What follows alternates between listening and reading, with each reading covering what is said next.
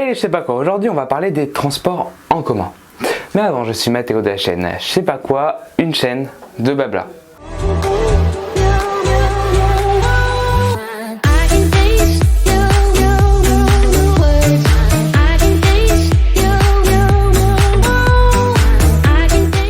Donc, les transports en commun.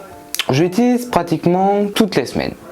Habitant près de Paris, les transports sont quasiment indispensables. Je les prends souvent le samedi pour aller en cours, mais aussi pour aller chez ma mère à Orléans, pour aller sur Paris tout simplement, ou encore pour partir en vacances. Donc en gros, bus, train de banlieue, TGV, Intercité, métro ou encore Transilien. Mais malheureusement, c'est pas tout rose. J'ai eu de nombreuses galères, comme des retards qui me font rater des trains, des travaux imprévus, des personnes sur la voie, le monde car il y a trop de monde sur le quai, beaucoup de monde dans le train et plus précisément le métro, et ben on peut pas rentrer. J'ai aussi abandonné l'idée d'aller au lycée en bus car les bus ne s'arrêtent pas ou le bus sont trop juste au niveau horaire ou au contraire trop large, j'arrive une heure avant. Ça vaut pas le coup, ou des retards liés à la circulation, liés au départ au travail, donc galère. Donc je vais à vélo. C'est une bonne résolution, ça marche très bien et ça remplace bien le... Mais ça encore c'est rien, car j'ai la carte Navigo et du coup j'ai pas besoin de payer à chaque fois un billet. Mais quand un retard entraîne un ratage de train, oui je sais ça se dit pas mais je le dis pas, et bah ça coûte plus cher. Sauf si c'est justifiable et souvent le remboursement se fait de suite donc aucun souci. Bref, que de galères. Mais ma plus grosse galère a été quand j'étais en route pour la Suisse. Et je suis parti de Strasbourg. Donc le trajet c'était Strasbourg, Mulhouse, Mulhouse, Dijon, Dijon, Valorbe. Normalement on met plus ou moins 4h41. Bah moi j'ai mis quasiment 12 heures, soit 3 fois plus. Je vous explique pourquoi. Le premier trajet, c'est Strasbourg-Mulhouse. C'était cool, pas de problème, tranquille quoi. Ensuite, le deuxième, Mulhouse-Dijon. Aucun problème non plus. Mais les galères commencent à Dijon-Valorbe. Je pars de Dijon à l'heure, c'était en début de soirée, j'avais pas mangé, donc je rentre dans le train, ça se passe bien, mais 40 minutes de train plus tard, on s'arrête à une gare qui s'appelait Dole, au milieu de nulle part, mais ça faisait partie du trajet, donc ça allait quoi. Mais on n'a jamais continué plus loin. On ne savait pas pourquoi, car il ne disait rien.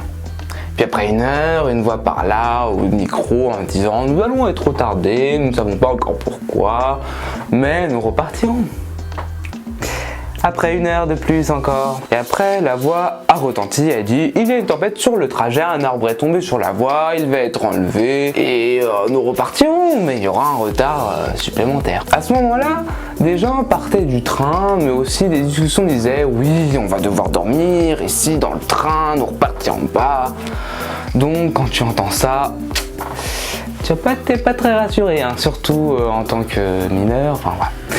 Après 30 minutes, des box de nourriture sont distribuées aux voyageurs. Donc je vais en chercher une. Dedans, un taboulé, des frais saladas, des biscottes, des bonbons et de l'eau. Pas très appétissant, mais pas le choix. Le bagouba est fermé pour cause de Covid, les amis. Hein. Il est toujours là. Et là, je regrette de n'avoir rien acheté à Dijon.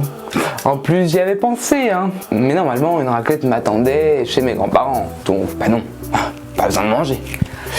Après encore une heure d'attente de train, la voix retentit et dit « Nous ne partirons pas plus loin, nous retournons à Dijon et nous dormirons là-bas. » Et une hôtesse de train a demandé à tous les mineurs de se réunir pour nous garder et pour être dans le même hôtel aussi.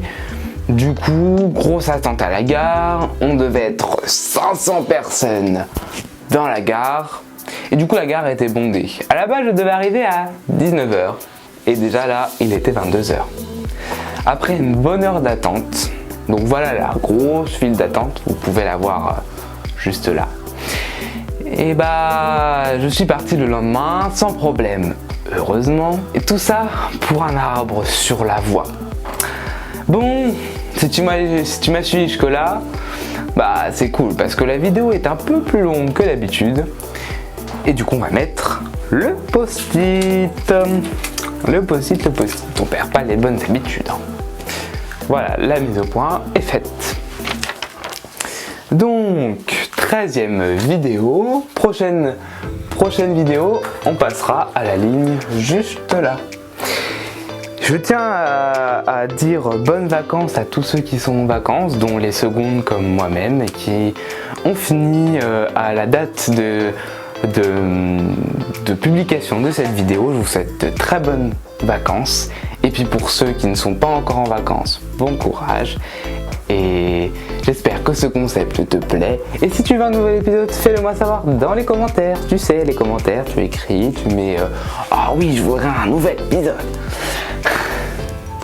Bon, je vous dis à la semaine prochaine, même jour, même heure. Abonnez-vous, likez, commentez, cliquez sur la cloche pour voir toutes mes nouvelles vidéos. Sur ce, je vais regarder toutes les vidéos de je sais pas quoi, je vais me faire, j'entends pas, toujours pas. Je parle à une caméra, ça fait un peu flipper. Oui, une orgie, oui. Vous pouvez le dire en commentaire aussi. Hein. Allez, à la semaine prochaine.